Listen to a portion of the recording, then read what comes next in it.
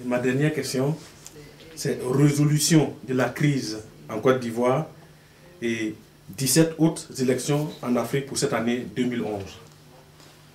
Oui, j'ai eu à discuter de cette question avec pas mal d'acteurs de la scène politique ivoirienne, mais où même aussi il y avait des observateurs étrangers. Ce qui leur fait peur dans cette affaire, c'est qu'il y a une dizaine, pas d'une vingtaine d'élections qui attendent les Africains après la Côte d'Ivoire. Le cas de la Côte d'Ivoire fera donc école. Si on laisse passer la fourberie, la filouterie politique de M. Gbagbo, c'en est fait pour les élections démocratiques en Afrique. Les autres, les prochains, ne vont jamais accepter leur défaite. Ils vont accaparer le pouvoir d'État. C'est sûr. Votre question, c'était quoi? Les élections à venir et puis? Oui, la résolution de la crise oui, en Côte d'Ivoire. Oui, mais, oui. La résolution, je viens d'accorder une interview à un journal il y a 3-4 jours. Je leur ai dit que je suis pour tout moyen qui ferait partie de M. Gbagbo. Mais je suis d'abord et avant tout un intellectuel, un écrivain, un poète. Et j'ai dit à ce journal qu'il n'appartient pas aux poètes de conduire le peuple à l'affrontement sanglant. Donc je ne saurais lancer un tel appel à mon peuple.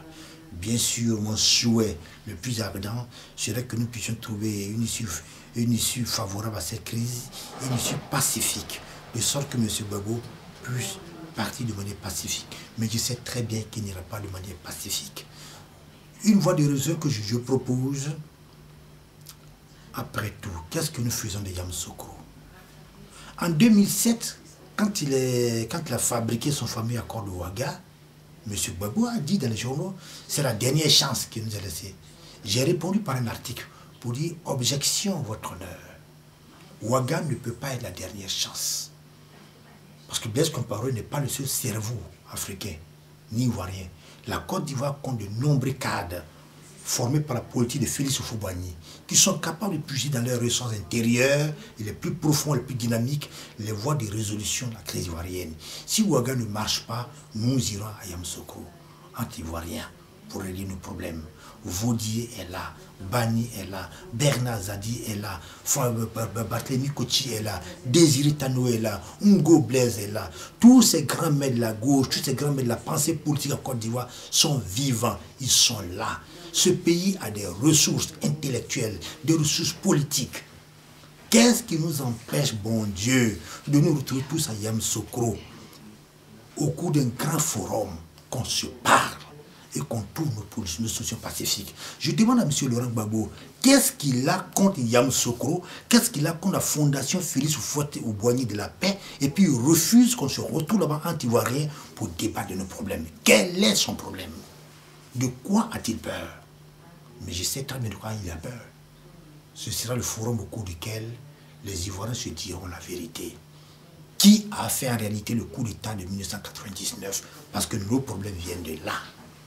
Cette rébellion, c'est la conséquence immédiate de la distribution du butin entre les auteurs du coup d'État de 1999. Oh, je crois savoir, et mes indices sont sans appel là-dessus. M. Laurent Gbagbo a été le cerveau de ce coup d'État. Ce sont ces vérités-là qu'il ne veut pas entendre. C'est pour ça qu'il a peur, cette rencontre.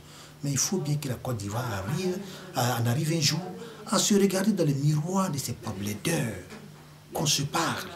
Moi, je ne parle pas en tant que fanatique de M. Ouattara. Je n'ai jamais été fanatique de quelqu'un.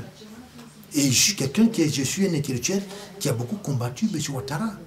Pas pour des raisons liées à la recherche du pur sang, mais pour des raisons purement idéologiques. Je suis de la gauche. Vous savez, c'était un réflexe chez nous, les hommes de gauche, de taper toujours sur les hommes de droite. Hein. Il peut me dire de bonnes choses, mais dès l'instant où il dit qu'il est de la droite, il est un libéral, que moi je suis un homme de gauche, automatiquement, on le tape. C'est pour cela. Sinon, je n'ai rien dans le fond contre le programme d'activité de M. Ouattara et contre l'individu Ouattara. Mais si quelqu'un comme moi qui a combattu Ouattara aujourd'hui en arrive à prendre fait et cause pour lui, est-ce que je prends même fait et cause pour lui? Je prends fait et cause pour le RHDP qui a gagné cette élection.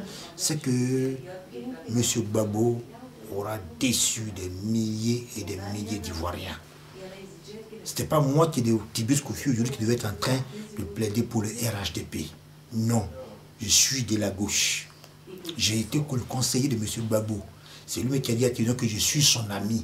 J'ai eu à travailler avec lui. Je n'avais pas à être là aujourd'hui pour parler au nom du RHDP. Mais je le fais parce qu'il s'agit du destin de mon pays. C'est la Côte d'Ivoire. Je ne suis pas esclave de quelqu'un. Je ne suis pas quelqu'un. Je n'ai pas l'âme d'un suiveur. Moi, j'ai une conscience d'élite.